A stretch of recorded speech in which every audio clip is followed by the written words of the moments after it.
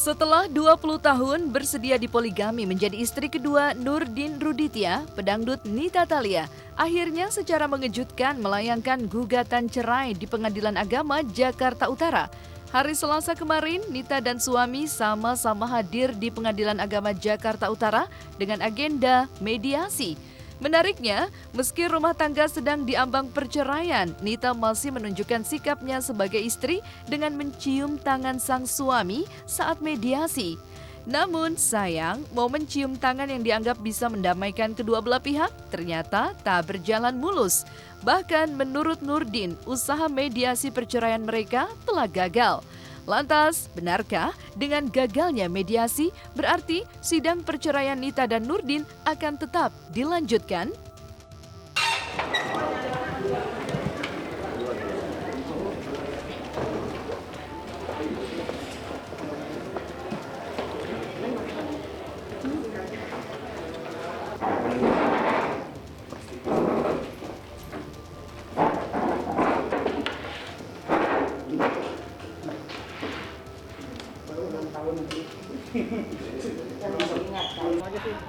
Gagal aja mediasinya gagal ya.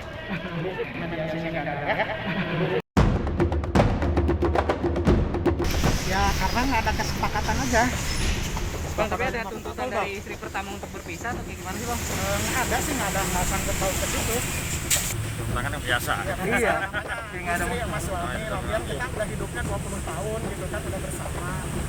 Alasan saya menggugat suami saya karena kita memang sudah tidak ada kecocokan lagi. Bukan, karena saya tegaskan sekali lagi, bukan karena poligami atau status istri kedua. Ketidakcocokan dan banyak percekcokan.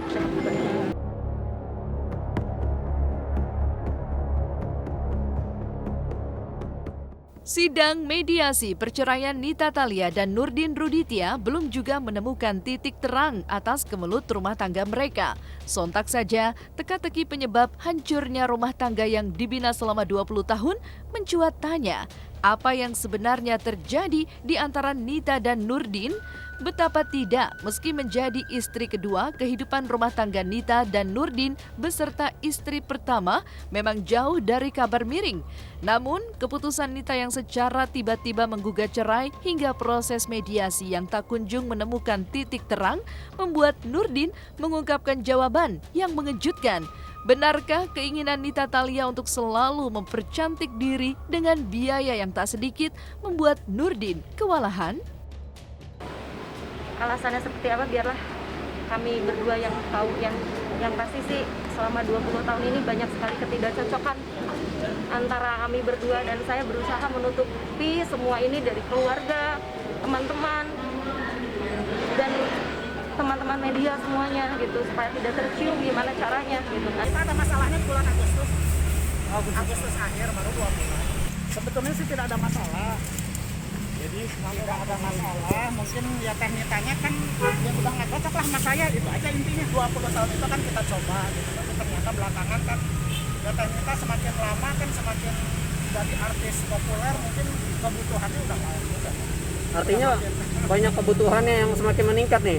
Bisa dibilang seperti itu, Pak Nurdin? Ya pastilah, namanya hidup ya, namanya orang kan semakin cantik, udah cantik pengen lebih cantik, udah cantik pengen lebih cantik lagi gitu.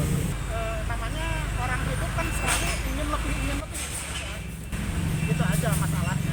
Saya tidak mempermasalahkan hak asuh anak sama sekali, karena anak juga sudah besar, sudah 14 tahun, sudah dewasa. Jadi kita bebaskan anak untuk ikut sama siapa, mau ikut sama bapaknya silahkan. Saya ikhlas, saya tidak melarang. Tetapi sekarang pun kan sudah ikut sama bapaknya, tetapi saya mohon, kalau misalnya saya pengen ketemu, pengen silaturahmi, jangan dilarang-larang. Begitupun sebaliknya, kalau anak pengen ikut saya, ya pihak sana harus ikut. 2 bulan ini belum ketemu, karena teknikanya belum mau ketemu. Gitu, jadi saya suruh jemput ke rumah, sudah dia nggak mau. Kenapa tuh, Bang? Kenapa nggak mau ketemu? Tapi nyariin nggak, Bang? Komunikasi lewat HP sih masih.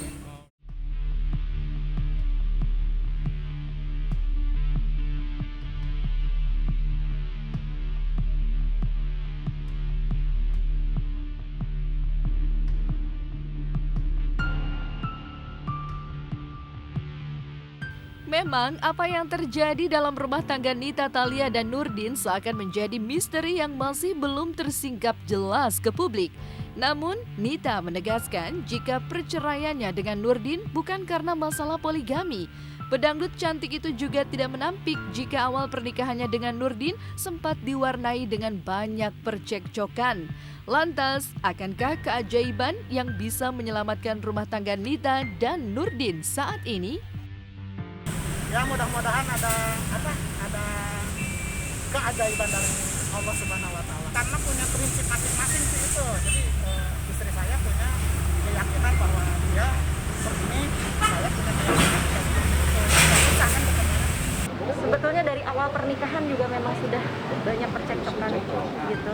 Tapi bukan karena hal poligami, saya tegaskan sekali lagi, bukan karena poligami, bukan karena status istri kedua.